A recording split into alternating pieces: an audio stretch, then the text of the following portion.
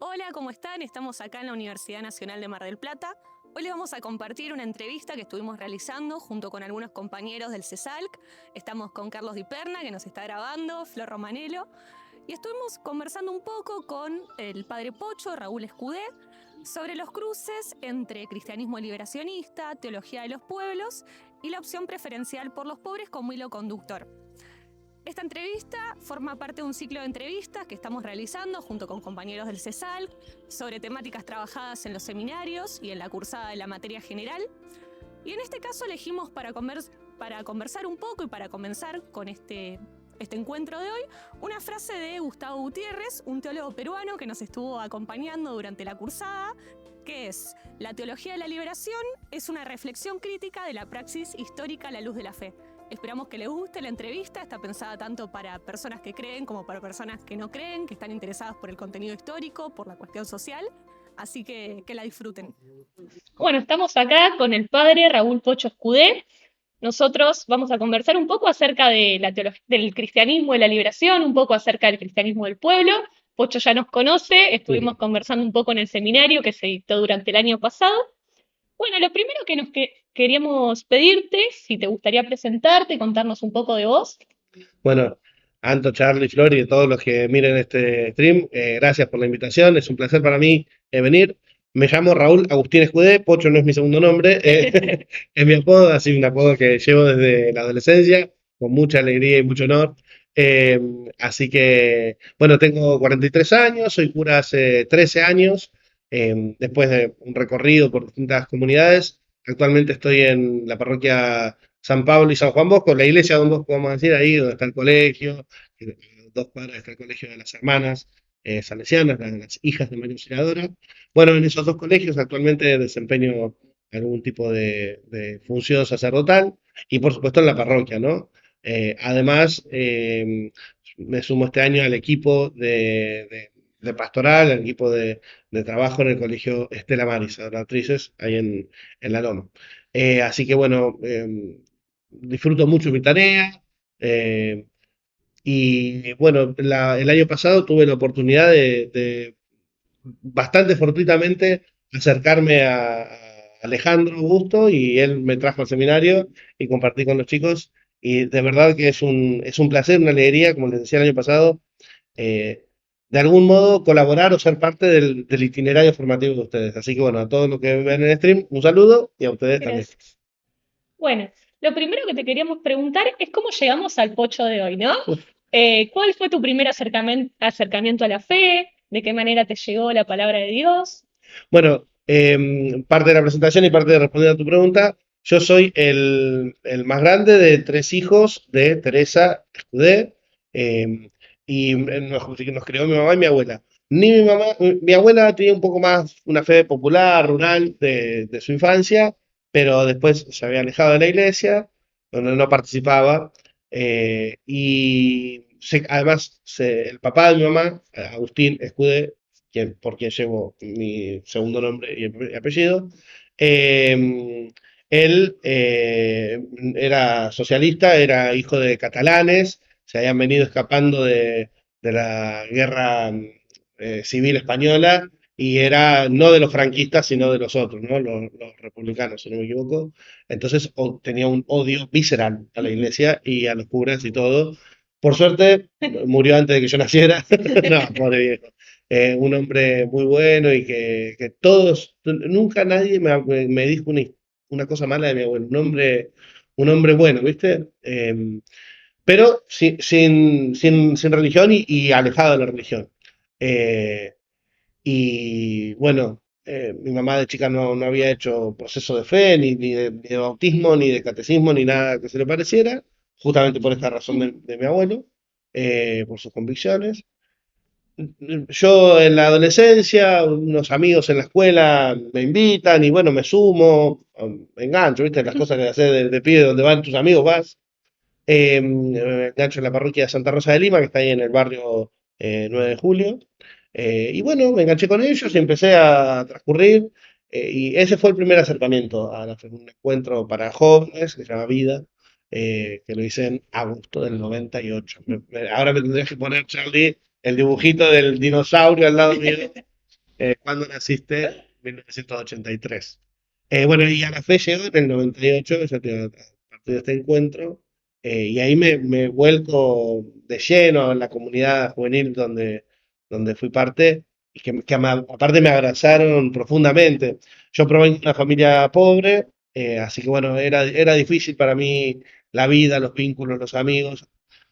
Por pobre nos íbamos mudando cada 2 años de casa, entonces no tenía amigos del barrio. Nuestra familia, yo conozco solamente la familia materna, así que familia paterna no conozco, tenía la mitad. Mi mamá es hija única, prácticamente, vamos a decir, tiene un hermano bastante mayor, pero que ya vivía fuera del país y que no tuvimos contacto con él. En época de la dictadura se fue del país y bueno, nunca más volvió, nada, como un desaparecido pero vivo, digamos. Eh, y bueno, nada, se tuvo que ir, se tuvo que exiliar y nunca más tuvimos noticias de él hasta ya muy viejito, que mi mamá lo reencontró por Facebook, en realidad mi hermano. Y ahí se reencontraron con mi vieja, pero virtualmente no llegaron a verse personalmente. Así que llegué a la iglesia de esa manera, ¿no? Y ahí me vuelco de lleno a la iglesia, y de repente empecé a tener amigos. Fue muy potente para mí cuando llegué a la iglesia que supieran mi nombre y que me llamaran por mi nombre. Para mí eso fue muy potente, porque el tema de la identidad, ¿viste? Y el reconocimiento de otros pares, para mí fue muy fuerte eso. Y además, también, de repente, lo que para mí era una carga muy pesada de llevar, que era la pobreza, bueno, el Señor Jesús anuncia constantemente que los pobres son sus preferidos, que Él se identifica con los pobres, Él se hizo pobre. De repente, esa pobreza que yo cargaba con dolor, eh, me pude amigar bastante con ella. Y me abrió un horizonte nuevo de esperanza y de como sentirme muy no sé, empatizado, se diría, por Dios. O sea, como que Dios sentía lo mismo que yo, sabía lo que me pasaba. Para mí eso fue muy potente. Y bueno, ahí me enganché, bueno, empezamos a hacer de todo en la parroquia, dimos apoyo escolar, hicimos misiones, fuimos a distintos, ahí en el barrio, a distintos barrios a dar una mano, eh, después di también catequesis para hacer la primera comunión a otros niños, estuvimos acompañando grupos para los niños y las niñas que ya tomaban la comunión para continuar en la iglesia, grupos de jóvenes, después estuve en la catequesis de jóvenes. Gracias a Dios pude realizar muchas actividades con la iglesia en mi adolescencia, muchísimas. Bueno, un poco me remite a esto que charlamos durante todo el seminario, ¿no? Del cristianismo de la liberación, que propone una visión distinta de la Iglesia. Nosotros hablamos de cristianismo de la liberación, no de teología de la liberación, porque entendemos que el cristianismo de la liberación es algo más amplio, ¿no? Que Claro. integra un poco todas estas actividades que ibas mencionando, ¿no? Y la teología de la liberación en realidad se referencia a un cuerpo de escritos que surgen en los 70, con la obra, sobre todo, de Gustavo Gutiérrez. En ese sentido, lo que te queríamos preguntar es, básicamente, ¿qué opinás, ¿no? Si en Argentina podemos hablar de teología de la liberación, de cristianismo de la liberación, o si se da otro proceso distinto, otro tipo de cristianismo también comprometido con el pueblo, con los pobres. Sí, yo creo que se ha dado este cristianismo de liberación, como decís vos, y la teología de la liberación. Hay grandes teólogos en Argentina que se han dedicado a este tema. Sí, es verdad que por ahí en Argentina, eh, de la misma manera que los sindicatos, la política y otros ámbitos atravesados por el peronismo, eh, tuvieron una postura más como de tercera posición, también sucedió eso en la teología en Argentina, ¿no? Entonces, en la Argentina se desarrolló más lo que fue la teología de la cultura, la teología del pueblo, que el Papa Francisco en eso era muy seguidor de esa línea teológica, y ha habido grandes maestros, más grandes teólogos, Lucio Gera, Rafael Tello, grandes teólogos al respecto. Pero también la teología de la liberación tuvo lugar en Argentina. De hecho, el cardenal Pironio, que fue el segundo obispo de Mar del Plata, está en camino a la santidad, él tiene un opúsculo que se llama Teología de la Liberación. con una mirada un poco más amplia en algunos puntos, que algunos teólogos habían sido un poco más como concentrados en la liberación terrenal. El cardenal Pironio tenía una mirada más amplia y entendía la liberación de manera un poco más integral, no solamente como la liberación de la opresión de la pobreza, lo cual es cierto, que hay que trabajar por eso, digamos, porque la Iglesia no puede permanecer indiferente ante el dolor humano. Pero es verdad también que los pobres también pueden acceder a la liberación ultraterrenal, eh, en ese contexto, ¿no? O sea, una persona que se muere pobre no es que se va al infierno, o no fue liberada, por ahí sí fue liberada. Inclusive hoy eh, me parece que también asistimos a un montón de esclavitudes que por ahí en otra época no se decían tanto, eran más tabú, pero que hoy por suerte se habla mucho más. Todo lo que tiene que ver con el mundo de las adicciones son de algún modo una esclavitud muy dura. Pienso puntualmente en el juego y las apuestas, ¿no? Eh, que a tanta gente la tienen atrapada, sobre todo hoy, ¿no? Y sobre todo por ahí muchos jóvenes y chicos chicos.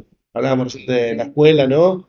En la escuela secundaria se da mucho el problema de la ludopatía, ¿no? Con chicos y chicas eh, que terminan con grandes deudas, ¿no? Toda la expansión de los casinos clandestinos, los casinos virtuales, ¿no? Eso esclaviza a mucha gente. Más allá que también te esclaviza no tener un mango, tener que laburar por 2 pesos para sobrevivir y todo ese sistema opresivo en el cual estamos, que era contra lo cual se manifestaba sobre todo los teólogos de la liberación y este cristianismo, como decís vos, liberacionista, procura luchar contra eso. eh, en algunos momentos, desde el magisterio de la Iglesia se le hizo alguna observación en ese sentido, eh, de no concentrar la liberación exclusivamente en lo terrenal, porque Cristo ha venido a liberarnos de todo. Claro. Bueno, no, Sí, bueno. no sé por dónde querés que siga. Bueno, esto más o menos ya lo respondiste. ¿Qué es para vos la opción preferencial por los pobres y de qué manera la desempeñas en tu vida diaria? Bueno, esto, la opción preferencial por los pobres es una consigna que en las conferencias episcopales latinoamericanas de Medellín y de Puebla se confeccionó así como tal y que tomó mucha fuerza. A ver, y que es netamente bíblica. Jesús amaba a todos, por supuesto, vino al mundo para amar y para manifestar el amor de Dios por todos, pero sin lugar a dudas, si uno recorre, lee el Evangelio, se ve que hay una opción, que Jesús tiene un cariño especial por los pobres, porque los trata con una ternura especial, porque siempre está atento a sus necesidades, porque Jesús multiplicó el pan, no multiplicó los ladrillos, por decir una cosa, ¿no? Multiplicó el pan, les dio de comer, porque hacia el final del Evangelio de Mateo deja como un anuncio del juicio final, bueno, y ahí pone, tuve hambre, me diste de comer, tuve sed, me diste de beber, estaba desnudo, me vestiste, forastero, me alojaste, enfermo o preso y me viniste a visitar. ¿Cuándo te vimos? Le preguntarán, enfermo, hambriento, desnudo, preso, etcétera. Cada vez que lo hicieron con el más pequeño de mis hermanos, lo hicieron conmigo. Bueno, esto es toda una declaración de principios de Jesús, ¿no? No dijo otra cosa, dijo eso. Eso es lo que está puesto, ¿no? Sobre todo el Evangelio de Lucas, un evangelio muy, con mucha presencia de pobres en el Evangelio. Después, ha habido en algunos periodos de la iglesia una cierta eh, espiritualización de la pobreza, pero sin lugar a dudas que Jesús, que fue pobre, tiene un lugar especial para los pobres en su corazón. Lo cual me parece que eh, no significa una especie de romantización de la pobreza, ¿no? Porque ser pobre no te hace bueno por el solo hecho de no tener plata en el bolsillo, ¿no? Pero la opción preferencial tiene que ver con esta eh, delicadeza y con esta atención primordial, no exclusiva, pero sí preferencial, de Jesús por los pobres. Y porque ese fue el camino de Jesús, la iglesia, discípula de Jesucristo, no puede recorrer otro camino. Como la iglesia podría recorrer otro camino. No puede recorrer otro camino. Que tener como una mirada atenta, el Papa Francisco utilizaba una expresión hermosa, una atención amante, decía, ¿no? Estar atento a lo que le pasa a los más pobres. Que de hecho, si lo pensás, mira, nosotros solemos decir que somos toda una familia, la familia humana, ¿no? Eh, pero si ahora te sonara el teléfono, y Dios no lo permita, ¿no? Como madera, y te dicen que Bautista, ¿no? Sí. Bautista tuvo un accidente. Mm. ¿Vos qué haces? Interrumpís Interrumpís Sí. esto y te vas, ¿no? Sí. Vamos a suponer que te manda un mensaje tu mamá y te dice que el franelita de la esquina de tu casa tuvo un accidente. ¿Haces lo mismo? No. Y los dos son hermanos. Es verdad, no son hermanos de la misma manera, pero en la construcción, en el pensamiento de Jesús de un reino de hermanos, de fraternidad, donde todos somos hermanos porque somos hijos del mismo Padre, sí, somos hermanos ahí. Eh, y el Papa Francisco apostaba en ese sentido, miraba hacia ahí, nos invitaba a nosotros a mirar en esa línea, ¿no? Por la construcción de un reino de hermanos.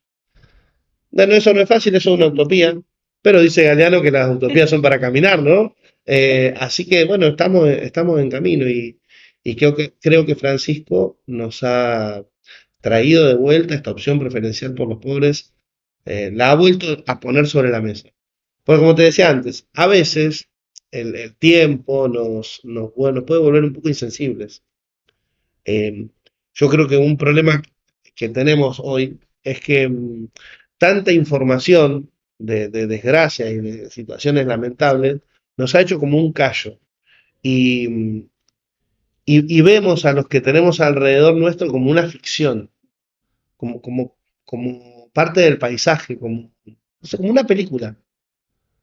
Pero si fuera tu hermano el que estuviera tirado en la calle, ¿podrías pasar delante de él sin siquiera detenerte?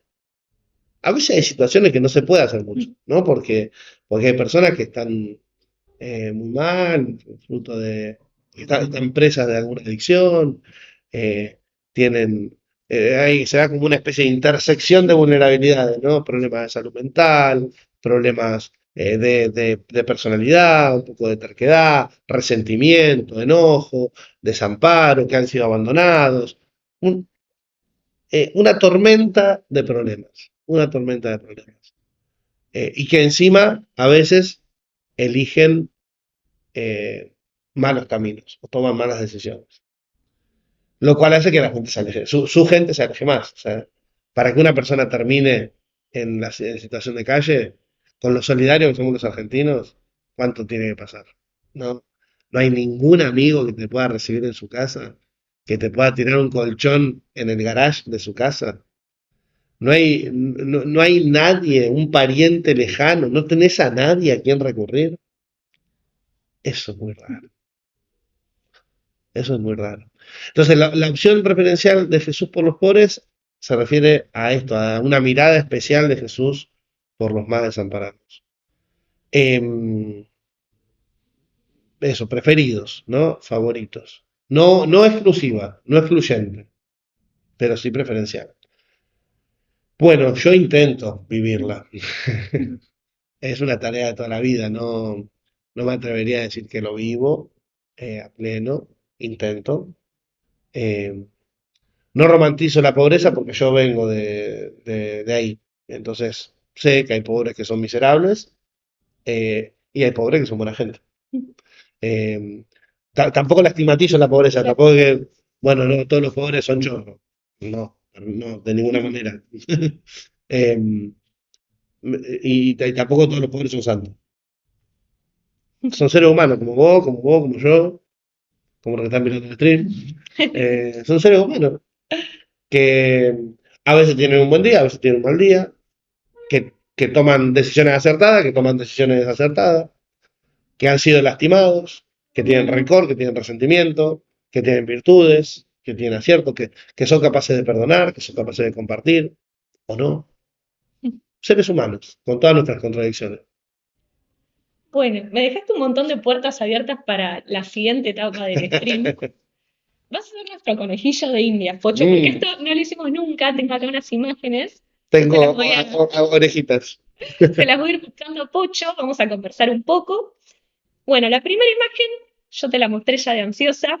Es esta foto que salió hace poquito, que salió premiada, la foto del año en un portal internacional, que es una foto del 14 de mayo del año pasado, durante la protesta de los jubilados frente al Congreso. El fotógrafo es Tadeo Borbón, que ganó este premio internacional, con esta foto que se titula La Argentina de Milei. Y lo que se ve, bueno, es ahí al cura Chueco Romero siendo detenido por la policía en medio del avance de las fuerzas de seguridad. Lo primero que te queríamos preguntar es, con simplemente ver la foto, ¿qué te genera, no? Creo que se puede hablar un montonazo con esta imagen sola. Lo primero que me genera es dolor. Me parece que es necesario recuperar la capacidad de sentir, ¿no? Como decía antes, creo que de ver tantas fotos, de asistir a la crueldad sistematizada, nos hemos vuelto un poco indiferentes a eso. Incluso es triste que esta imagen tenga relevancia porque recibió un premio internacional, porque hace meses que está circulando la imagen y Y nada, nada. nada. Sí. Y también, eh, por otro lado, también digo, todo lo de la cultura de la imagen, ¿no? Y fíjate, esta foto, la que ganó en su momento del nenito ahogado en la costa, no me acuerdo si era una costa de Italia o no, un nenito africano Sí. o sirio que había cruzado en una barcaza y que se había ahogado y que el agua lo llevó hasta la costa y apareció ahí muerto. No, el dolor se ha vuelto una ficción en una película, pero es terrible que se den premios, ¿no? Esto. Sí. Tendría que ser como una humillación como humanidad. ¿No? Que lleguemos a estas situaciones. Eso es lo primero que me genera dolor. Eh, Que nadie se acerque, ¿no? A asistirlo, que esté solo. sí, después, como me parece una foto eh, de la cobardía, o sea, la paradoja de la cobardía y la valentía, y la paradoja de la fortaleza de los débiles, ¿no? Porque acá los fuertes son los que están con los escudos y los machetes y cascos, esos son los fuertes, pero parecería tener más fuerza el cura que está en el medio. Los valientes son los que van con los escudos, supuestamente. Pero el que está poniendo su cuerpo ahí, más bien parece ser este cura despojado de todo. Eh, por otra parte, sí, ibas a decir, por otra parte pensaba en la empatía y la capacidad de comprometerse por causas que no son propias. Yo no sé si este cura es jubilado, no lo sé. Em, pero está ahí junto a otros y a otras, luchando una lucha que no es propia, pero se solidariza con ellos. Me parece que esto es una cosa que tenemos que recuperar, ¿no? Como sociedad. Parece que cada uno salta cuando a uno le toca en el bolsillo o en el problema de uno. Sí. Sí, Eh, los jubilados, solo los jubilados, los estudiantes, solo los... Quizás la de los estudiantes convoca un poco más de gente, la porque, primera, claro, la vienen primera. capaz los padres, los abuelos, pero después, todos los miércoles los jubilados solos y alguna persona que se acerca, como el caso de Sí, este cura, que pobre, encima, nada, la foto es bastante clara y bastante cruda en ese sí, sentido. ¿no? Em, pienso en eso. Y Después podríamos decir un montón de cosas respecto de un sistema de gobierno, de otro sistema de gobierno, de la represión, de la violencia. Se podrían decir un montón de cosas, Pero me parece que de eso hay tanto dicho que creo que ni siquiera hace falta, digamos, ¿no? Eh, el título de la foto es demasiado sugerente, Sí. como que es contundente, ¿viste? Sí. No hay mucho más para decir, ¿no? Mm. También pienso en el peligro de estigmatizar a los policías. Ujú. Eh, no los escudo eh, bajo la obediencia debida. No, no los escudo bajo ese lugar, porque uno puede realizar, primero que siempre uno tiene que tener derecho a decir que no, si su conciencia le impide realizar un acto, y después que las mismas cosas se pueden hacer de distintas maneras. De verdad, ese tipo tiene tanta fuerza que necesita Sí, 25 tipos de poder. no sé, debe ser un cura fisicoculturista o experto en artes marciales, no sé. Ujú. Eh, no, cuando vemos que les pegan a los viejos, de verdad hace falta tanto, sí, pero no quisiera, porque me parece que tenemos un desafío, Anto, Charlie y todos los que están mirando, que es como volver a surcir, como hacía mi abuela con la ropa, ¿no? Sí. ¿Se acuerdan cuando nos cosían la ropa? Volver a surcir el tejido social. Está roto eso. Sí. ¿Entendés? Son ellos contra nosotros. No. No podemos seguir ellos contra nosotros. Porque vivimos todos bajo este mismo cielo. Mm. Porque habitamos toda la misma patria. Porque después con esto, probablemente muchos de nosotros tengamos pariente, policía. Sí, policía, médico y enfermero es lo que más hay Sí. en la provincia de Buenos Aires, por lo menos. Docente, policía, docente, enfermero. Y son personas que están atravesando quizás los mismos reclamos que los jubilados a nivel salarial. Yo tengo familia que son policías. Sí, sí, Ganan 2 mangos. tal cual. 2 mangos. Sí. Eh, entonces, hace falta reconstruir el tejido social. Ujú. Eso va a llevar mucho tiempo, pero hay que empezar. Ujú. Y me parece que empezar por no estigmatizar, por no demonizar al otro, ¿no? Ujú. Y miren, hay una socióloga, se llama Silvia Bechmar, me parece, Bechmar. Acabo de ver, tiene una conferencia, está hablando de cuestiones éticas. eh, y dice, un jefe nazi, yo, fuente, un reel de Instagram. O sea, eh, y dice, podía sentirse culpable Ujú. por no por no pasar la Navidad con su hija, pero no sentía ningún tipo de culpa por matar o fusilar o meter en la cámara de gas a cientos de nazis. Como los nazis eran un objeto, eran una cosa, no eran un semejante. En cambio, su hijita era una semejante. Em, y corremos un serio riesgo como sociedad de considerar al otro un objeto. Eh, si querés me pongo desde otro lugar, los que se refieren a los pobres diciendo esos negros de mierda, o bueno, si querés del otro lado, no sé, chuta puta, o no sé, ponele la categorización que vos quieras. Eh, Cuca, Liber Virgo, ponele el nombre que vos quieras. Pero el tema es que cuando el otro se convierte en un objeto, no tengo yo una responsabilidad moral ante un objeto. No es un ser humano, no es un hermano, no es un semejante. Y ven, para reconstruir el tejido social, y bueno, es necesario eh, eso, reconocer que es un ser humano, que piensa distinto, que, Empecemos por eso. claro, Sí. piensa distinto. Te puedo decir, Ah. es malo, tiene maldad o actúa con maldad, bueno, pero es un ser humano, ¿no? Y digo, nos pasa inclusive hacia en el seno de nuestras familias. Sí. No coincidimos con todos nuestros parientes, pero en algunos momentos ponemos un manto de piedad y decimos, bueno, no vamos a hablar delante de la abuela de estos temas porque la vamos a hacer sufrir.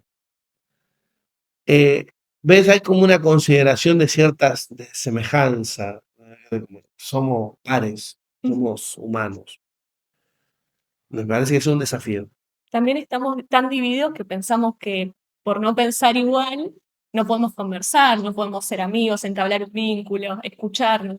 Sí, sí. Estamos, O que intercambiar opiniones es pelear. Yo sí, tengo gente conocida que no, a mí no me gusta hablar de política. acá no se habla de política, no se habla de fútbol, no se habla de religión. ¿Te imaginas? Yo tendría que ser mudo.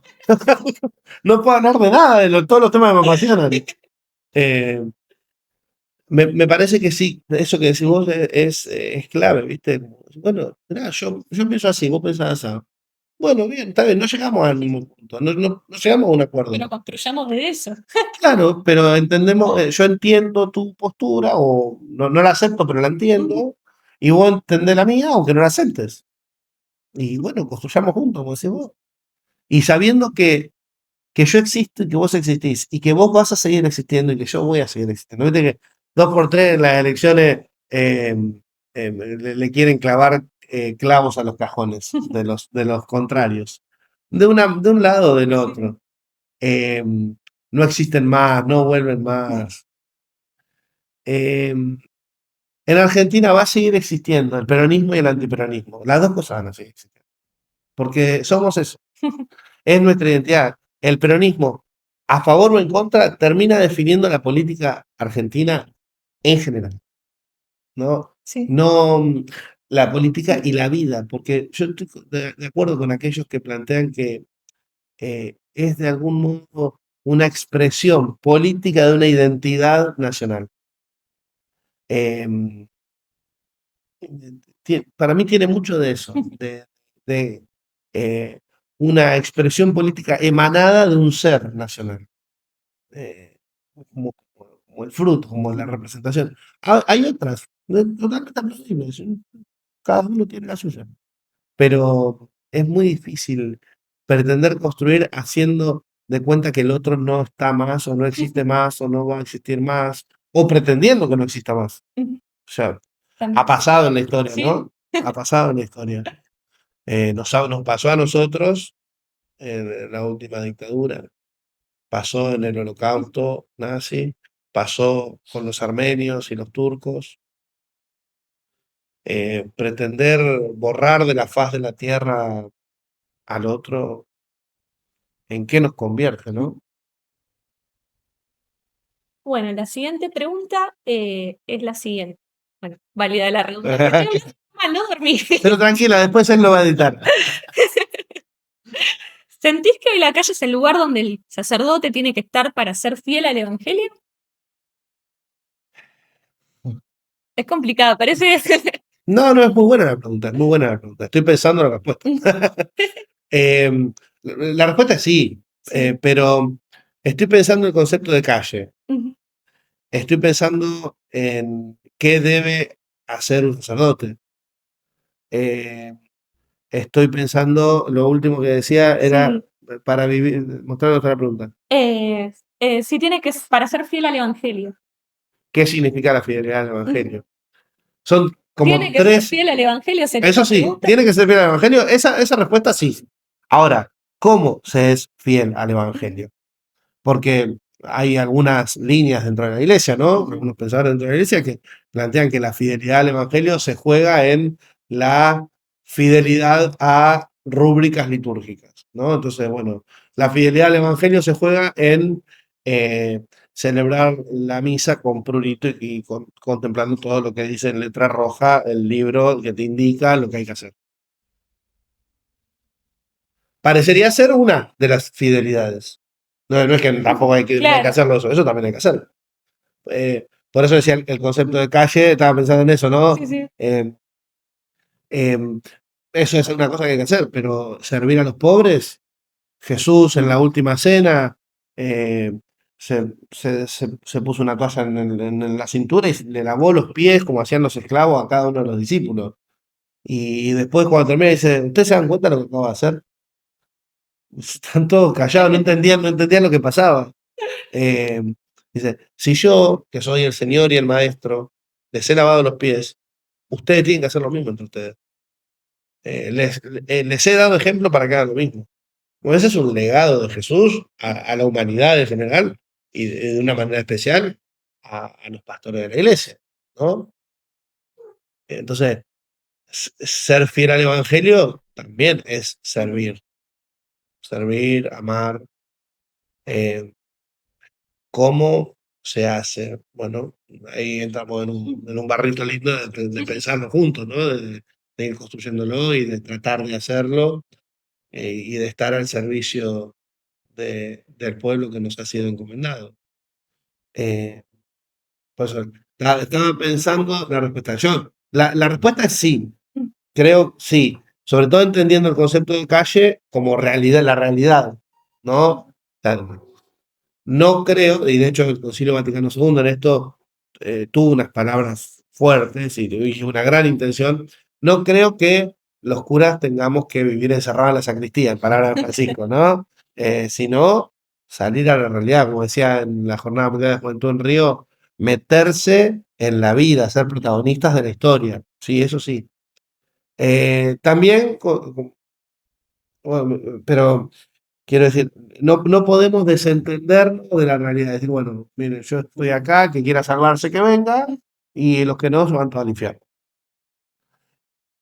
Esa fue la postura de la iglesia, es que, yo digo, la digo brutalmente, nunca nadie dijo eso, pero era como un poco el pensamiento más refinado, por supuesto, antes del Concilio Vaticano II, ¿no? La iglesia estaba acá, hacía su, su tarea, su labor, y estaba preparada, estaba para dar la salvación a quien viniera o a quien por una misión llegara a la iglesia, pues la iglesia estaba exclusivamente para eso. Y la atención a los pobres estaba un poco... Los santos la han cuidado siempre, pero después los que no son santos bueno, andan. La iglesia ha recorrido algunos caminos mundanos, vamos a decir. El Concilio Vaticano II, sobre todo en la Constitución Apostólica Gaudium et Spes, y después ya no en el Concilio, con el Papa Juan Pablo II, en la encíclica Redemptor Hominis, deja bien en claro que la iglesia para llegar a Dios debe recorrer el camino del hombre. La iglesia no puede vivir en paralelo a la realidad. No puede ser que la iglesia va por acá y la realidad humana va por acá. No, la iglesia debe meterse en la realidad, primero porque es parte de la realidad, pero además debe meterse en la realidad para tratar de acompañar a los hombres y las mujeres de nuestro tiempo. Porque es la lógica de la encarnación, porque el Señor Jesús cuando vino al mundo no se encerró en un palacio y vivió ahí en el palacio, bueno, yo estoy acá, si alguien quiere verme, soy Dios, vine al mundo, vengan a verme. No hizo eso. La lógica de la encarnación, el Señor se anonadó a sí mismo, eh, bajó a nosotros, vino a nuestro barro, se hizo de los nuestros, caminó a nuestro lado. Hay un himno hermoso de una carta de Pablo a los filipenses. Él que era de condición divina no consideró su igualdad con Dios como algo que debía guardar celosamente. Al contrario, se anonadó a sí mismo y tomando condición de esclavo y apareciendo con aspecto humano, se humilló hasta la muerte y muerte de cruz. Por eso Dios lo exaltó y le concedió el nombre sobre todo. Me parece que la iglesia debe recorrer ese camino. Entonces la calle, tomo la calle como la realidad, ¿no? Debemos estar insertos en la realidad eh, de, de- de cada hombre, de cada mujer y acompañando esa realidad, no en paralelo, sí, sí. Vamos. Bueno, ahora vamos con una foto un poco más alegre. Esta foto es de antes de ayer, el 21, fecha en la que se cumplió un nuevo aniversario de la muerte del Papa Francisco, de quien estuvimos hablando un poco. Y para homenajearlo se hizo un evento masivo en Plaza de Mayo, donde el padre Guillerme tocó, que es un cura portugués, DJ, y hubo un montón de personas escuchando, además de música electrónica, las palabras de Francisco, ¿no? ¿Qué Sí. te genera eso? Bueno, mucha alegría, muchísima alegría. Eh, Yo no consumo ese tipo de música, pero me parece interesantísimo un cura que esté haciendo esto y que convoque a tanta gente y que lo haga tan bien, ¿no? Y que esto que hablábamos antes de la calle, recuperar la calle. El otro día escuchaba reel de Instagram, fuente, em, de un cura que está trabajando mucho en red, el padre Pablo Saboya, que hablaba justamente del fenómeno del padre Guillermo, y él decía, bueno, qué bueno que la calle, que estamos tan acostumbrados a verla llena de violencia, se llenó de buena onda, de familia, de música, de amistad, de otra cosa, ¿no? Eh, y me parece eso muy bueno. Y yo vi recortes, clips, fotos, tengo algunos amigos que asistieron. Fue increíble. La verdad que me alegró muchísimo y me pareció una muy buena manera de recordar a Francisco, ¿no? Porque él vino a traer un poco de esto, de renovación y todo. Eh, sí, creo que hay algunos que les puede molestar un poco más, un poco menos. A veces la iglesia se cuesta en algunos movimientos, algunos procesos de renovación, porque es así, porque es una estructura eh, lenta, pesada, vamos a decir. Somos muchos, muy diversos. Creo que tenemos que aprender a convivir todos y que estamos todos adentro. El Francisco insistía mucho, ¿no?, en la Jornada Mundial de la Juventud en Portugal. En eso, en la iglesia entramos todos, todos, todos. Y bueno, y estamos todos. Y no hay que enojarse con el que le gusta y no hay que enojarse con el que no le gusta. Y hay para todo. Hay para todo.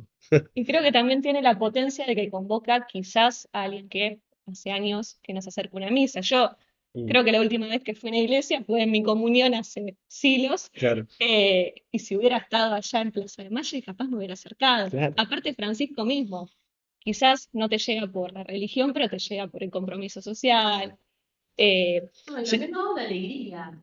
claro, Muchas veces, Totalmente. en comparación con la otra fotografía, en la que capaz que vemos violencia, que vemos una forma de resistencia un poco con cierta tónica negativa, sobre los cuerpos, sobre esos cuerpos agredidos, acá lo vemos como una fiesta, ¿no? Es eh. una recuperar esta idea de la comunión en alegría. Y que para mí la fiesta acá es clave en esto. Rafael Tello tiene en un libro que se llama Cristianismo Popular, profundamente recomendable a quien le guste, le interese estos temas. eh, él plantea el tema de la fiesta como en la fiesta somos todos hermanos, ¿no? Porque en la fiesta todos comemos, todos chupamos, todos bailamos. Estamos todos de fiesta, no hay arriba y abajo. No hay uno que, no es, que sea más importante en la fiesta. No, somos todos, estamos todos disfrutando. Y me parece que en la construcción de un mundo de hermanos, la fiesta ocupa un lugar destacado. Y hay que valorarla, inclusive hay que como pensarla, ¿no? Y reflexionar al respecto, más allá que es un espacio de mucha joda, vamos a decir, es parte de la construcción de un reino de hermanos.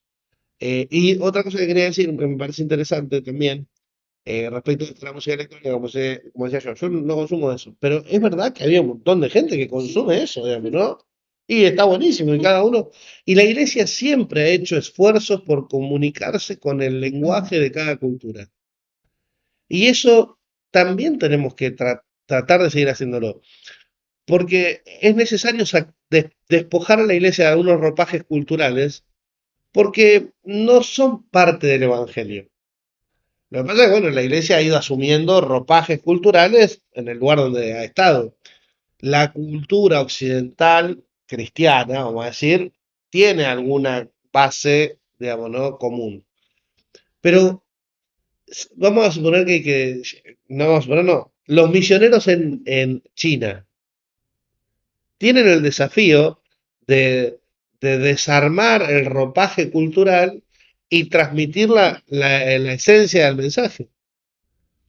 Y eso es un desafío interesantísimo. Por eso es que Francisco, lo primero que planteó es que él, eh, en su primer documento, se llama Evangelii Gaudium, la alegría del Evangelio, dice, sueño con una opción misionera en la iglesia capaz de transformarlo todo. Pero como colocarnos todos en ese estado de misión de, de despojar de el ropaje cultural el mensaje de la fe y transmitir la fe, ¿no? Asumiendo nuevos ropajes culturales. sobre todo en este momento que estamos viviendo, ¿no? Que todos denominan como un cambio de época, ¿no? Que hay cierto consenso entre los estudiosos respecto de eso. Bueno, el nuevo tiempo, que va a tener un nuevo ropaje cultural, va a poder seguir. ¿Cómo hacer para desnudar, entre comillas, a la iglesia de esas vestiduras culturales? ¿Cuáles son, cuáles no son? Y qué es lo que hay que transmitir.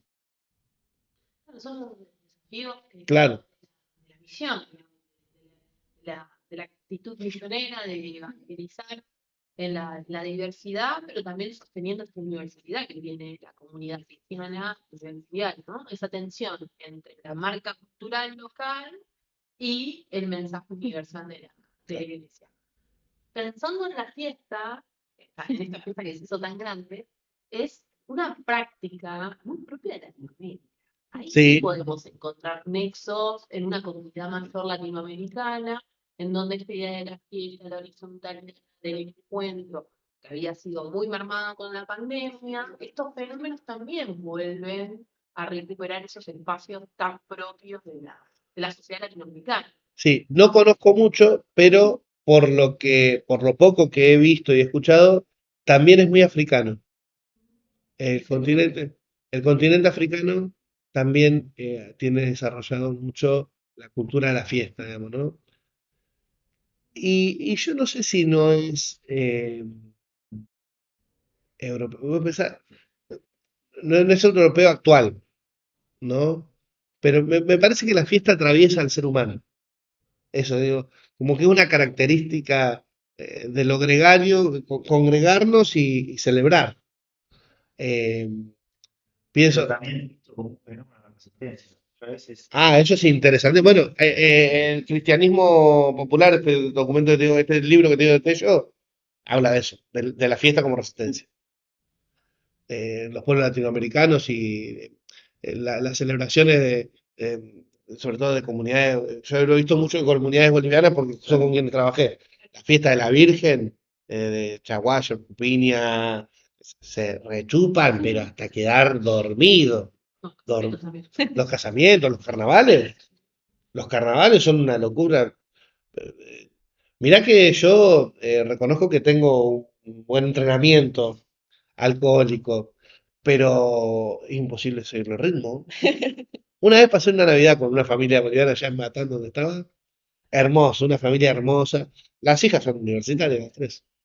Eh, yo fui tipo, yo tuve misa, ¿viste? Después de la misa fui para la casa, empezamos a hacer tipo 9, poner llegar a la casa, empezamos ahí a tomar una cervecita, una picadita, después una empanadita, después, ¿viste?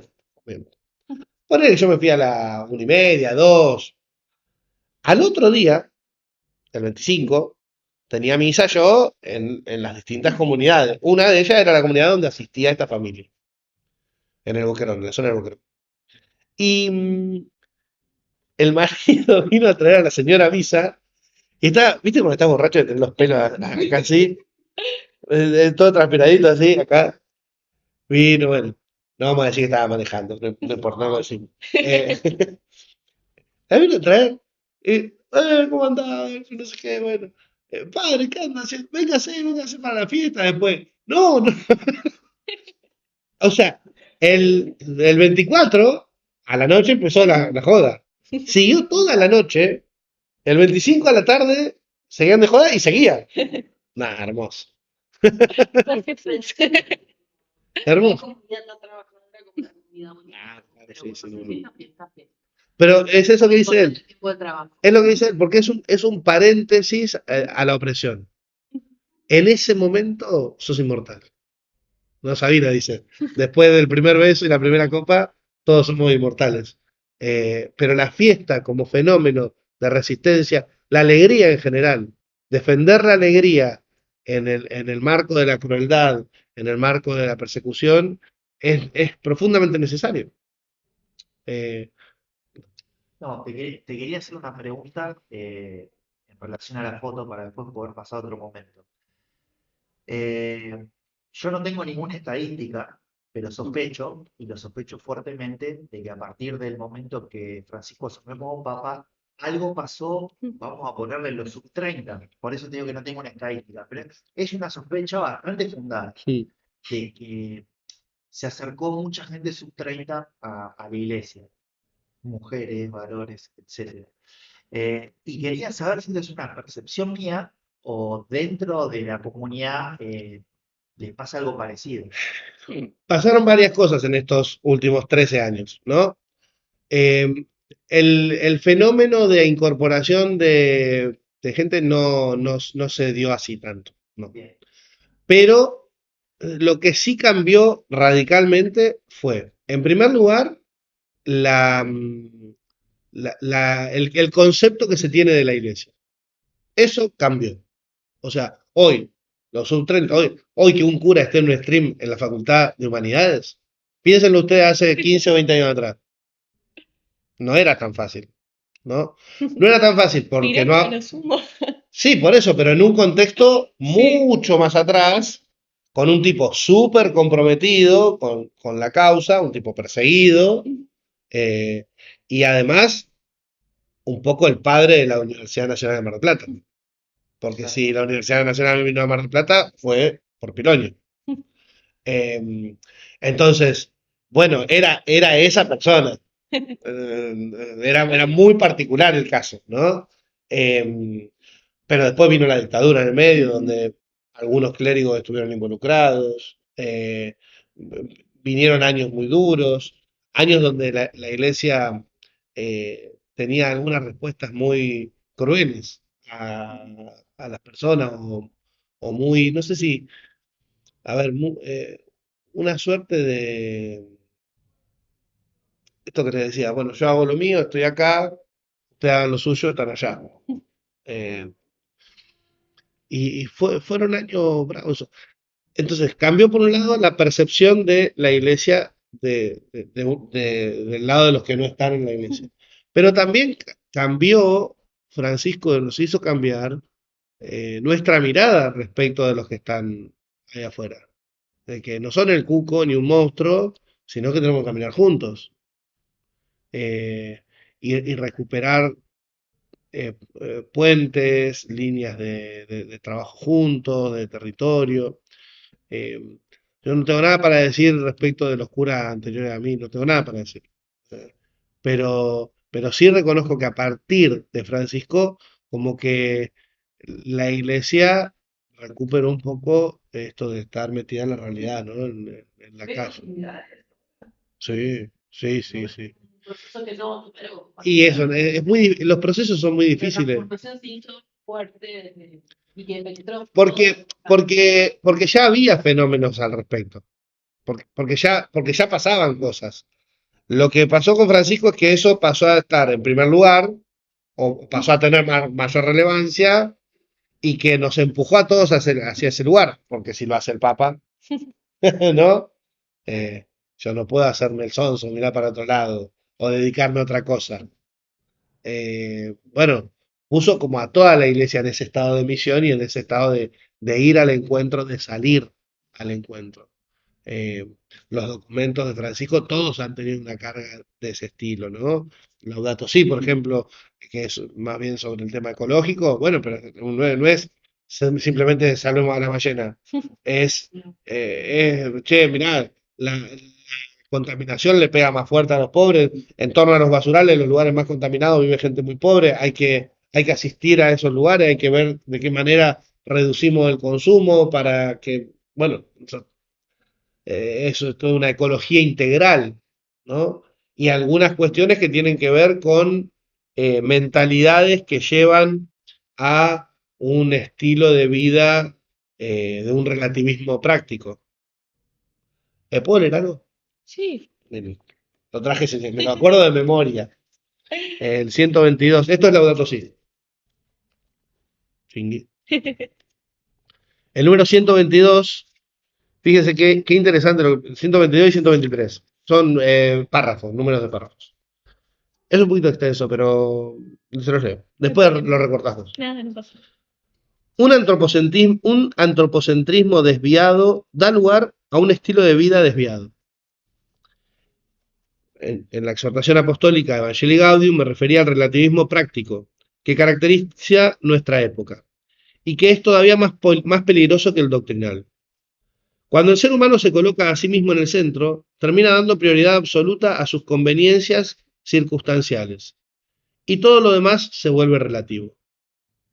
Por eso no debería llamar la atención que, junto con la omnipresencia del paradigma tecnocrático y la adoración del poder humano sin límites, se desarrolle en los sujetos este relativismo donde todo se vuelve irrelevante si no sirve a los propios intereses inmediatos.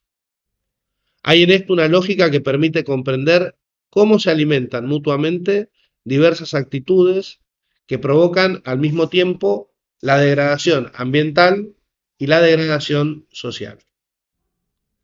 La cultura del relativismo es la misma patología que empuja a una persona a aprovecharse de otra y a tratarla como mero objeto, obligándola a trabajos forzados o convirtiéndola en esclava a causa de una deuda. Es la misma lógica que lleva a la explotación sexual de los niños o al abandono de los ancianos que no sirven para los propios intereses.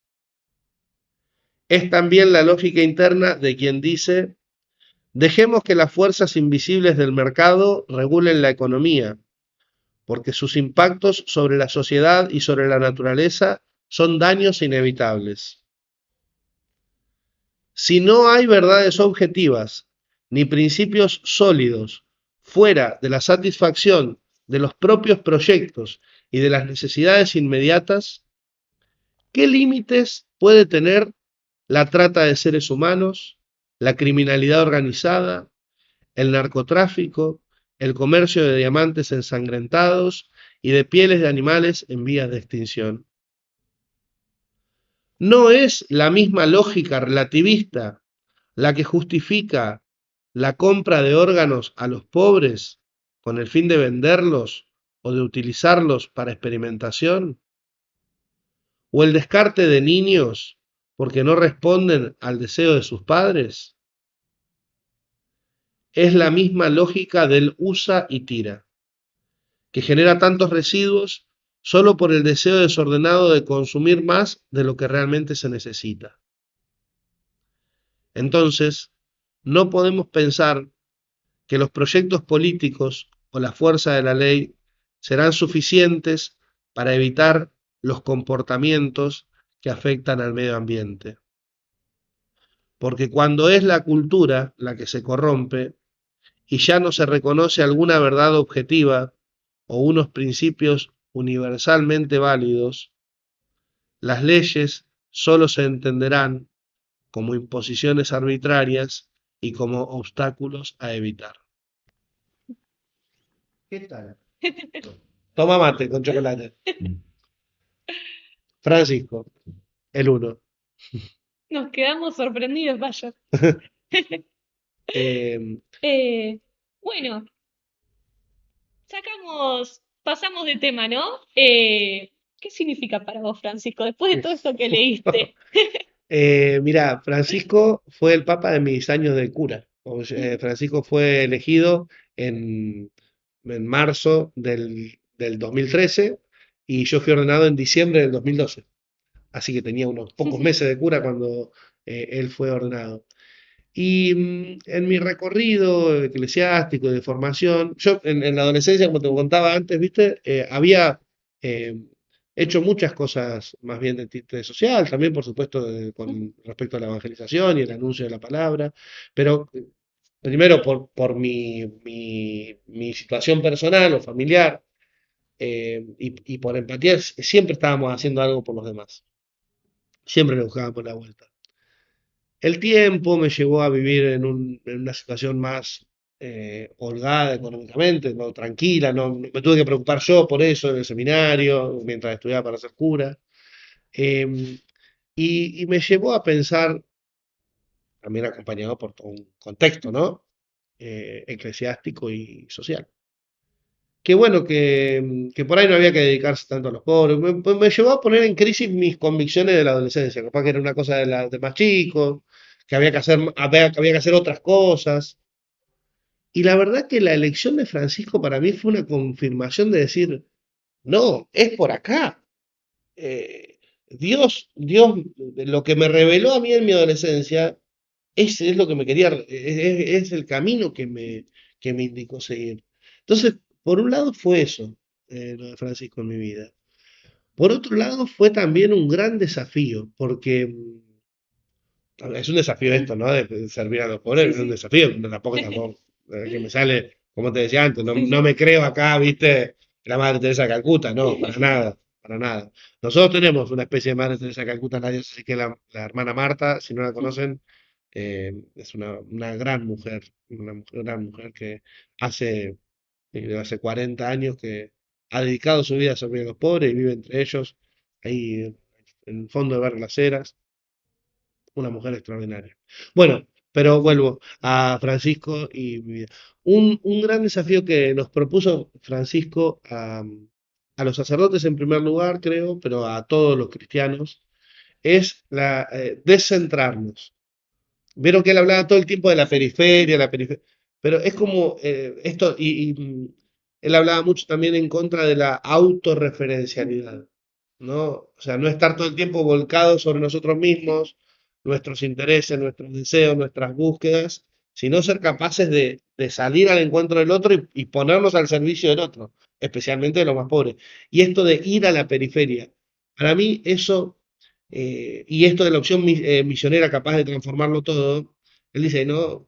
Revisar si nuestros tiempos, nuestro lenguaje, nuestras formas, le sirven al otro o necesito otra cosa. Entonces, eso es un constante correrme yo del centro, ¿no? Y preguntarme si lo que quiero hacer, si el horario que quiero poner una reunión, ¿no? De esas cosas tan chiquitas hasta cosas más grandes, eh, son lo que quiere Dios en primer lugar y en segundo lugar, lo que necesitan mis hermanos. Entonces, ese descentrarme es es como la lucha esa con el ego, ¿viste? Es una lucha en la cual estoy involucrado todavía y reconozco que tengo más derrotas que victorias. Eh, pero eso es un gran desafío que yo siento que me lo dejó Francisco, ¿no? Eh, porque lo puso en palabras de tal manera, el Evangelio eso está, Jesús también lo ha dicho, digamos, ¿no?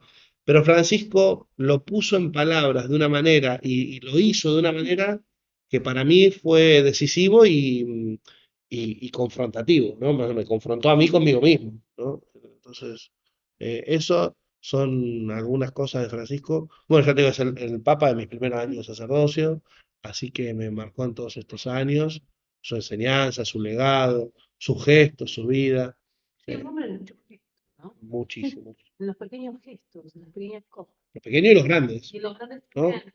Pero uno lo veía, ¿no? Yo lo recuerdo en esas misas enormes en el Vaticano, cuando llegó, desde, más allá de todo ese peso de milenios, Mm. seguía haciendo esos pequeños gestos que hacían mucho más humanos, mucho más abiertos a lo otro. Y en eso de lo humano, una cosa que también destaco es que él todo el tiempo reconocía que él era humano, ¿no? Una de las primeras cosas que pidió en la Plaza de San Pedro cuando ni bien fue elegido papa fue que recen por él y él dijo, yo soy un pecador más. No, no creo que tuviera necesidad de mentir, digamos, ¿no? Creo que lo decía convencido de eso por la propia experiencia. Em, entonces, quizá cometió errores, seguramente cometió errores, ¿no? Porque es humano. No era perfecto. Y quizá en esos errores que cometió hizo sufrir a gente. Pero eso a mí me desafía todavía más, ¿entendés? Porque no fue un marciano el que hizo esas cosas. Era un ser humano, con virtudes y defectos, con aciertos y errores. Eh, y bueno, él supo reconciliarse con esa parte de su humanidad que capaz que no era tan vistosa, tan agradable, eh, que capaz que no todos conocemos o conocíamos, Eh, pero plantarse desde ese lugar ante los demás, me parece que también es luminoso, porque nos obliga a nosotros, imagínate, si el Papa, el que está arriba de todo, dice que es un pecado, si yo, ¿cómo no voy a salir yo con una capa de blancura y de pureza? Decir, no, yo no hago. Yo también soy un ser humano, tengo permiso para ser humano y para equivocarme, y permiso y derecho, las dos cosas, ¿no?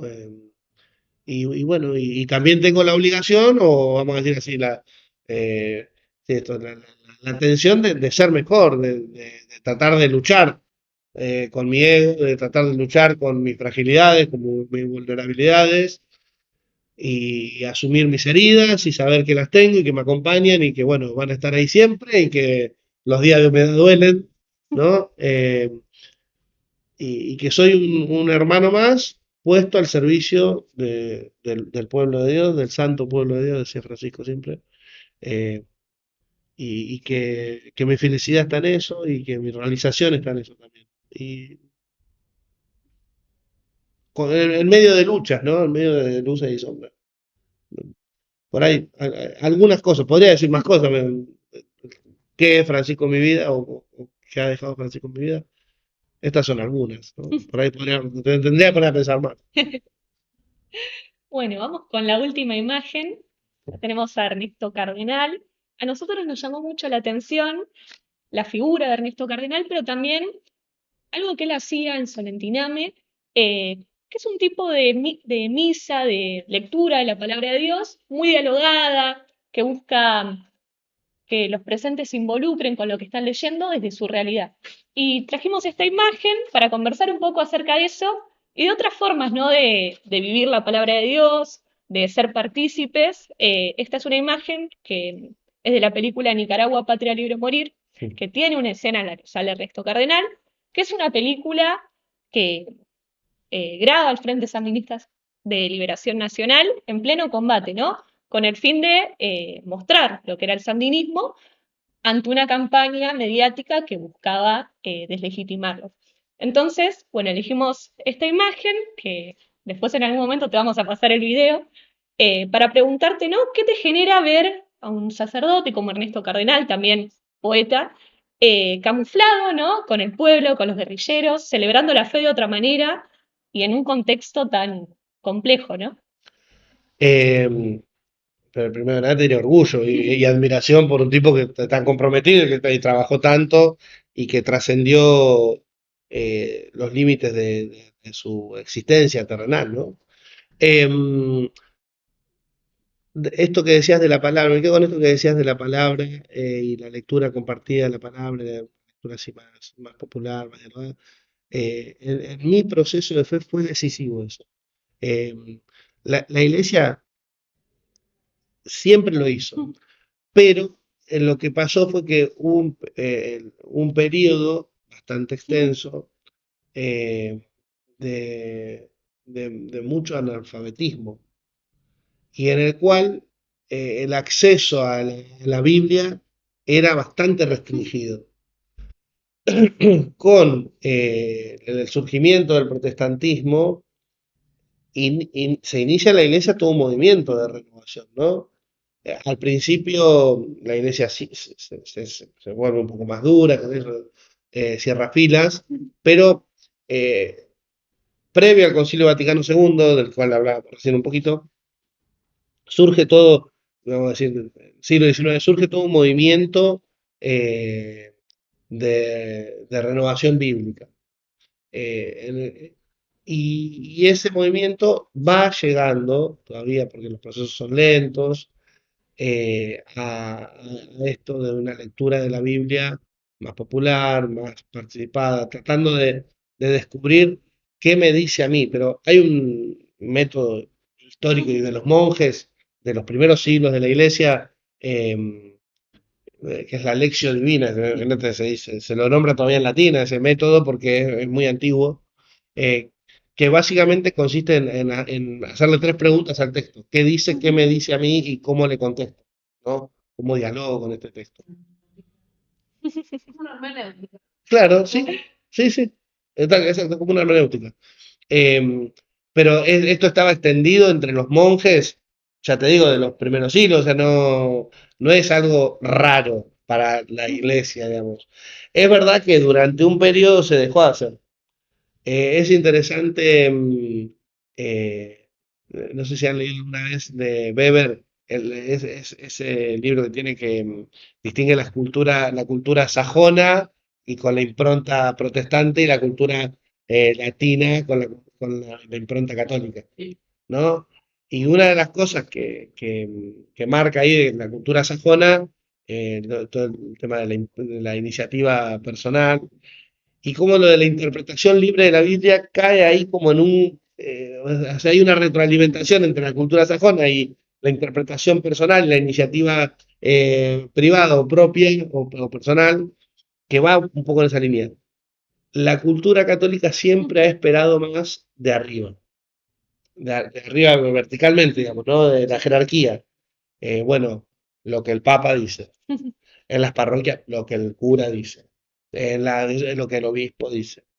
Bueno, estamos queriendo hacer un proceso de revertir ello hace varios años. Bueno, el Papa Francisco impulsó toda una renovación con el concepto de la sinodalidad. De eso hablamos otro día, no hablamos hoy. Pero una búsqueda de ir como construyendo más juntos.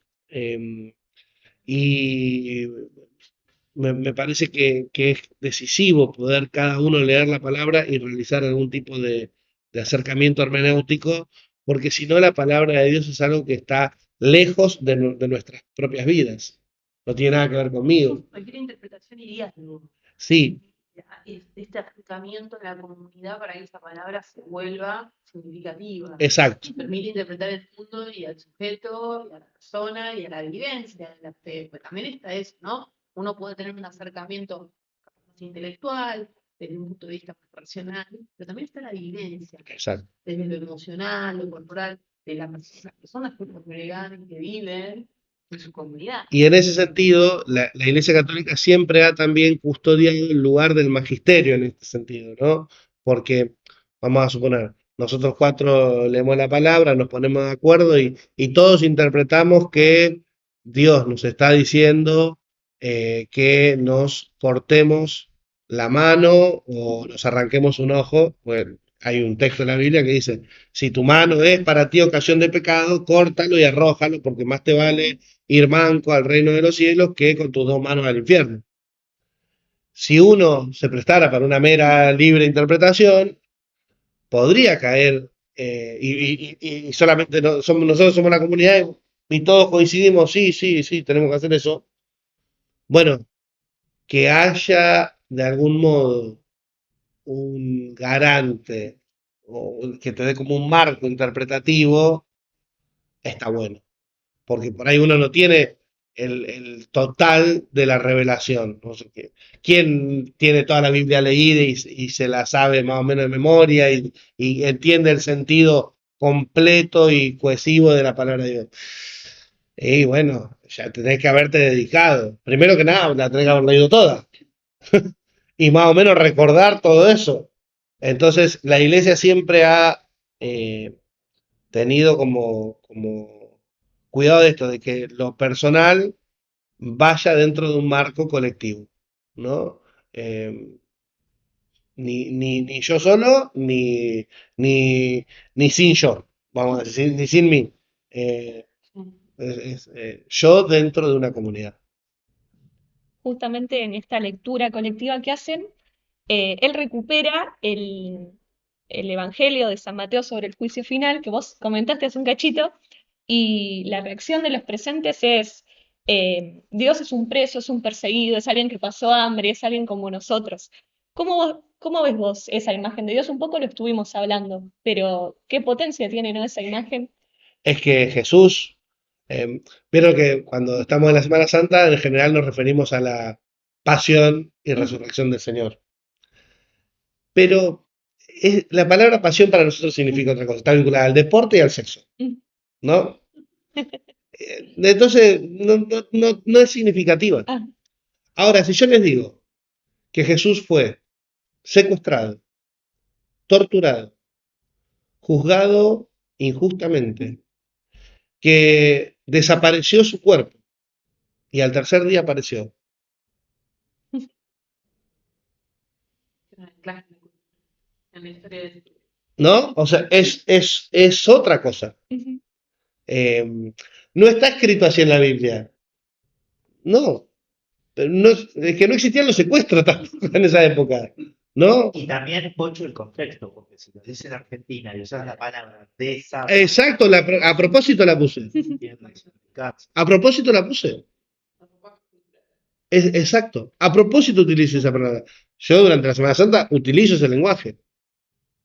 Y hay algunos que, viste, me dicen, ¿pero por qué decía así? Y porque a Jesús lo secuestraron, porque a Jesús lo torturaron, porque su cuerpo desapareció y porque apareció al tercer día. Por eso yo, esto que decís vos, Jesús fue un preso, sí, Jesús estuvo preso. Estuvo preso poquito tiempo, pero estuvo preso. Jesús tuvo hambre, sí, fue un chico pobre. Se fueron a vivir a Egipto, su papá era carpintero, no sabían hablar el idioma. Nosotros lo pensamos hoy por ahí, es otra cosa. Pero no solamente era un inmigrante, pero con toda la problemática, pues no sabían hablar, no tenían parientes que habían llegado antes, no había un campo de refugiados, no había trabajo para los inmigrantes. Era, entonces, imagínense esa situación desfavorable. José, María, un bebé de menos de 2 años, solos en otro pueblo, que tenían otra religión, que estos eran parias. Habrán vivido pobremente, muy pobremente. En lugares donde no es la pampa argentina que tira una semilla y por lo menos come raíces. Te sale una planta, agarrar una gallina, no sé, algo comés. No hay nada, no hay nada. Jesús tuvo hambre, tuvo sed. En la cruz Jesús grita, tengo sed. Repetime todo lo que me dijiste. Sí. No tuvo casa. Ujú. Jesús dice en una parte a un chango que se le acerca que le dice que lo quiere seguir y le dice, el Hijo del Hombre no tiene dónde reposar la cabeza. ¿Están viendo la serie Chosen? ¿O la han visto alguna vez? Está por salir la última. Es una serie de Jesús y los discípulos. Y te muestra que vivían en carpas que armaban ellos. No tenía casa. Desde esos 3 años que él fue peregrino, no tenían casa. Tenían chozas. Que armaban ellos con unas telas, con unas ramas, armaban unas carpas. Así vivían. Durante 3 años. Enfermo, bueno, capaz que alguna vez se enfermó, no sé, pero igualmente él en ese texto toma la decisión de identificarse con los pobres, con los presos, todo eso que dijimos, porque ha tomado la decisión de que, como de quedarse habitando en ellos, de algún modo. Esto no quiere decir que los pobres son Dios, no, pero sí son hijos de Dios, desde el bautismo, y son criaturas de Dios por la existencia, eh, y, y el Señor Jesús ha tomado la decisión de identificarse con ellos y de dejar ese testamento. Sí, cuando, no sé, en la última cena dijo, cada vez que quieran acordarse de mí, hagan esto. Es lo que seguimos haciendo en la misa, ¿no? ¿Y por qué lo seguimos haciendo? ¿Y por qué la iglesia y los curas echamos las pelotas con que hay que ir a misa? Y porque Jesús en la última cena dijo, hagan esto en memoria mía. Para acordarse de mí, para homenajearme, hagan esto. ¿Y por qué tenemos el legado de servir? Lo que te decía hoy de la última cena, el lavatorio de los pies. Y bueno, y lo del pobre, pero está en el Evangelio, o sea, sí, sí, el Señor Jesús ha decidido identificarse, ¿no? Estas escenas que recordás, padre, de alguna manera son la escena que inspira el sentido de la verdad. Lógico. ¿Está llevando eso? O sea, Está recuperando, la palabra de Dios, llevándola y anclándola a la problemática de la individualidad, al problema de la ecología, pero es ese mismo sentido el que está actuando y buscando transformar la realidad de hoy, Exacto. actualizar de alguna manera ese sentido, ese mensaje en las problemáticas sociales actuales. Esa sería como la línea del actuante por el fragmento, recordando el fragmento que leí. La lógica del usa y tira. ¿No es la lógica de Judas? Que lo usó a Jesús y después lo descartó. Eh, Ya. o sea, totalmente lo que decís vos, digamos, ¿no? O sea, la palabra de Dios inspira la enseñanza de la iglesia y después debe inspirar nuestra práctica concreta, ¿no? El magisterio de Francisco lo que tiene de hermoso es que es muy concreto, muy práctico, ¿viste? En general, el magisterio en la iglesia ha sido siempre más, si se quiere, teológico, más para expertos, pero además como más abstracto, más de principios. Y después cada uno, a partir de esos principios, tiene que vivir una vida. Francisco ha bajado al concreto de decir, che, mirá, no, claro, ¿no? Un poco así, un poco así. Eh, Bueno, vamos con, creo que la última, o casi la última. No sé cómo estamos de tiempo, si quieren hacer alguna pregunta. faltan los redoblantes, acá le tendría que poner los redoblantes, Charlie. Sí, bueno, un poco pensábamos, ¿no? En la labor de las comunidades de base. Quizás si nos podrías contar un poco qué es una comunidad de base, cómo se organizan, qué importancia tienen. Bueno, ya te liberamos. Las comunidades de base en las que yo he participado acá en Mar del Plata es una experiencia hermosa, porque son pequeñas comunidades de no muchas personas que se reúnen o en casa o en algún lugar señalado que alguien les presta, o a veces que se compra desde la misma comunidad o desde la parroquia. Eh, y la idea es poder reunirse en primer lugar, para escuchar la palabra de Dios, para celebrar su vida, para celebrar la vida de Jesús y para alimentarnos y nutrirnos de esa vida, y también para acompañarnos entre nosotros y acompañar al resto de los vecinos y ser de algún modo presencia de Dios en ese contexto donde toca vivir. Y ser hoy los discípulos de Jesús en ese contexto donde toca vivir, ¿no? Y entonces estar atento si hay una chiquita que quedó embarazada y si necesita pañales, leche en polvo, que la acompañen a hacer un trámite, o hay alguna familia que se le prende fuego a la casa, o si hay algún vecino que está enfermo, o hay alguna vecina que está viuda y necesita que alguien le corte el pasto porque tienen los pastos altos, o hay perros en la comunidad y hace falta hacer una castración, y bueno, por ahí se comunican si saben el teléfono, se comunican con los de zoonosis, por decir una cosa, ¿no? Es una pequeña comunidad de discípulos que se reúne barrialmente en un contexto de mucha intimidad y que busca ser presencia de Dios en ese lugar. En general se encuentran en las periferias, ¿no? Yo en Batán trabajé con una sobre todo. Hay en la parroquia de la Bella Milagrosa, que es Barrio de Libertad, y para allá, en el oeste, oeste, noroeste. Después en el sur-sur, allá en la zona de acantilados y del basural, ahí hay algunas comunidades de base más. Y sobre todo,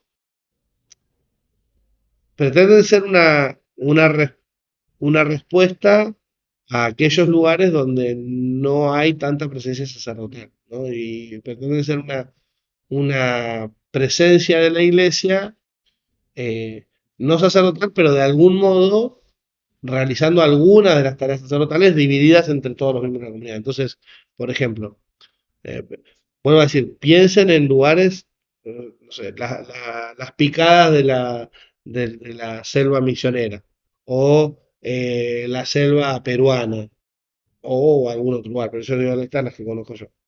Lugares donde va un cura cada 2 meses o más tiempo, y va y está una semana. Ahora, la gente que se muere no elige cuándo morirse. No, nos vamos a morir todos solamente cuando viene el cura, así puede rezarnos la oración. La gente que se enferma, no se enferma solamente cuando llega el cura, se enferma cuando se enferma. ¿Y cuándo piden la unción de los enfermos? Y cuando se enferman. Hay chiquitos para que hagan el catecismo y tomen la comunión. Y el cura está unos días, una semana, un mes, no sé, pero unos días. ¿Quiénes van a acompañar a ese niño, a esos niños en todo su proceso de formación? Eh, Nos juntamos a compartir la palabra de Dios y a rezar juntos. Y no viene el cura a dar la misa, pero alguno puede como presidir la celebración. ¿Quién se puede encargar de cantar? ¿Quién se puede? Y entonces están así como mucho más divididos los ministerios. Y cuando va el cura es una fiesta, porque llega el cura, digamos, ¿no? Y porque puede hacer un montón de cosas que los demás por ahí no pueden hacer. Pero nada, la idea es poder acompañar. Un laico no puede llevar el sacramento de la unción de los enfermos, pero puede ir a rezar con un enfermo. Un laico no puede celebrar la misa, pero puede hacer una celebración de la palabra. Y si hay un lugarcito en donde se reúnen, donde se pueden dejar hostias consagradas, que son el cuerpo de Cristo y merecen un respeto, una devoción y un cuidado especial, bueno, si hubiera un lugar, se pueden dejar suficientes hostias consagradas y cuando se reúnen, tomar de ahí y compartirlo. No podés, un laico no puede confeccionar la Eucaristía, pero sí puede distribuirla, ¿no? De hecho, si han ido alguna vez a una misa grande, está dando el cura la hostia, pero están los demás también, ¿no?